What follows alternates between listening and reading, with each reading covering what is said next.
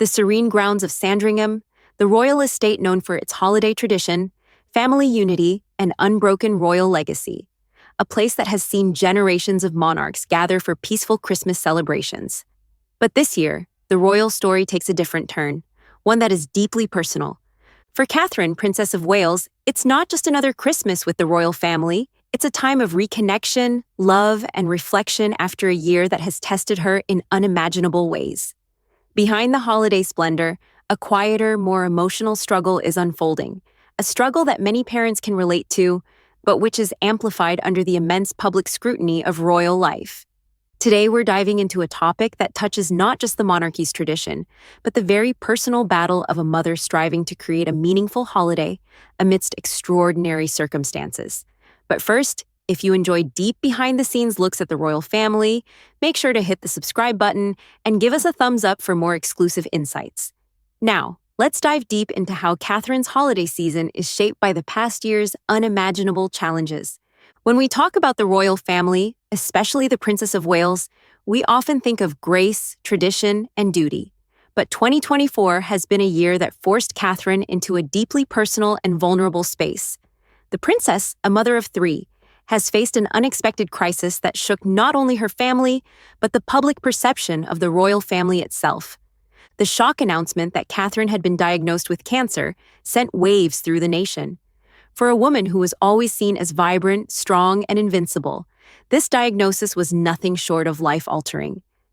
The princess, in a brave and uncharacteristic moment of vulnerability, shared the news with the world in a heartfelt video, filmed alone on a bench in a garden as the spring flowers bloomed behind her.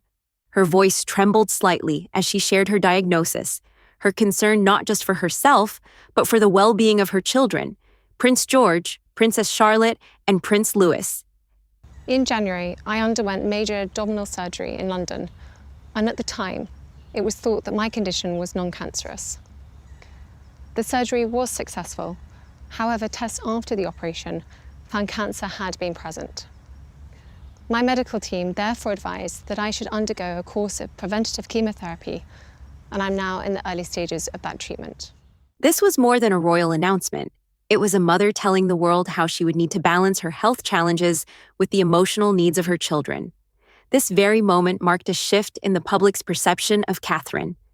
The invincible royal mother was now someone fighting for her life and, in a sense, fighting to preserve the normalcy and stability of her family. Jenny Bond, a seasoned royal commentator, has shed light on the deep emotional toll this period has taken on the entire family. Catherine, along with Prince William, has been doing everything to shield their children from the public hysteria surrounding her illness, carefully curating their home life to ensure they felt secure and loved.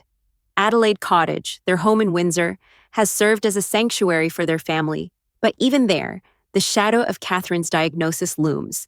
Bond notes that as a mother, Catherine's instinct to protect her children, even from the difficult realities of life, has been her driving force.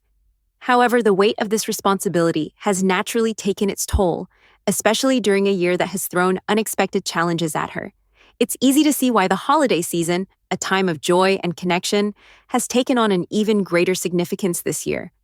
Now let's shift focus to this Christmas, 2025. While the world is gearing up for the traditional royal holiday festivities at Sandringham, for Catherine, this year's Christmas holds a much deeper meaning. It's not just about presents or extravagant dinners. It's about the emotional significance of coming together as a family and cherishing the moments that truly matter. Catherine's approach to Christmas is not merely ceremonial. It's a personal reflection of her own upbringing. Growing up as a Middleton, Catherine's family was known for their grounded, loving approach to Christmas. Carol Middleton, Catherine's mother, ensured that Christmas was about more than just royal tradition. It was about making memories, about family bonding, and creating an environment of love and warmth for her children. Jenny Bond highlights how Catherine has carried that same spirit into her role as the Princess of Wales. But this year, there's an added layer of complexity. Catherine and William, who have always been incredibly protective of their children's privacy, are navigating the delicate balance of creating a magical traditional Christmas while also honoring their family's personal needs in light of Catherine's health battle.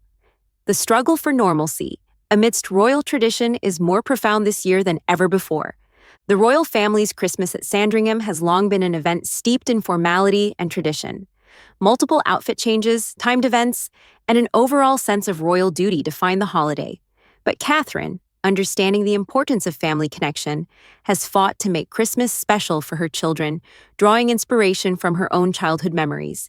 Yet this year, Catherine faces the pressure of overcompensating, wanting to make up for the lost time during her illness. Bond reveals that Catherine's desire to create a joyful, magical Christmas for her children comes with the natural inclination of any parent to make things perfect after a difficult year. The instinct to overindulge her children, to shower them with gifts and affection, is overwhelming.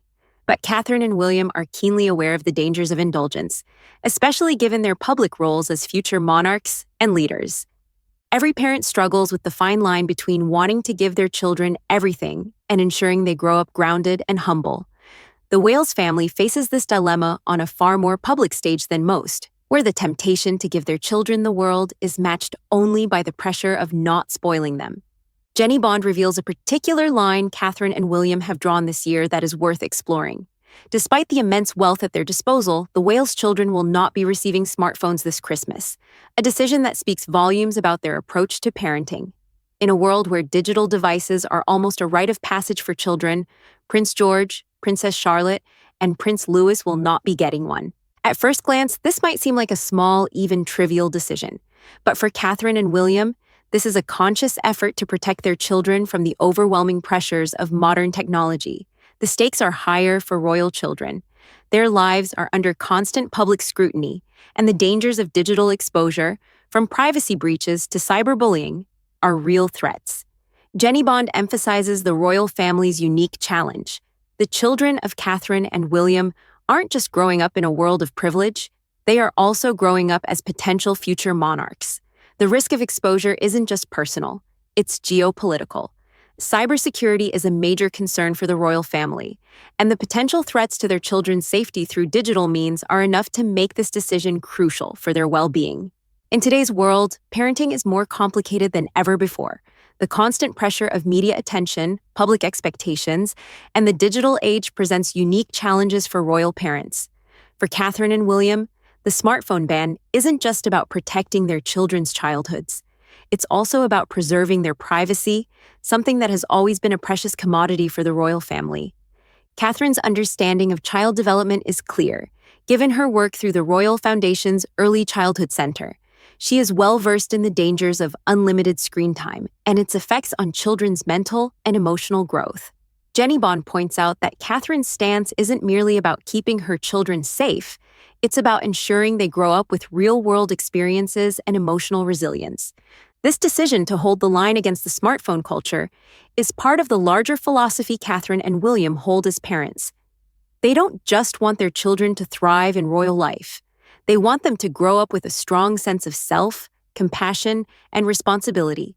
As the royal family gathers this Christmas at Sandringham, the eyes of the world will be on them, watching every step of their formal walk to church and awaiting the traditional photo opportunities. But beneath the polished exterior lies a real family, a family who faces the same struggles, fears, and joys as any other family, even if their challenges are amplified under the weight of history and tradition. The Wales family's approach to parenting, particularly during this Christmas season, serves as a reminder that the true strength of the monarchy lies in its ability to adapt, to protect its family, to honor its traditions, and to raise future leaders who are grounded, compassionate, and prepared for the world they will one day inherit. What are your thoughts, dear viewers? Do you agree with Catherine and William's decision to deny their children smartphones at such a young age? How do you navigate the challenges of modern parenting in a digital world? Let us know your thoughts in the comments below. As always, thank you for joining us today. And don't forget to like, subscribe, and stay tuned for more stories about the royal family's journey into the future. Until next time, may your holidays be filled with warmth, family, and meaningful connections.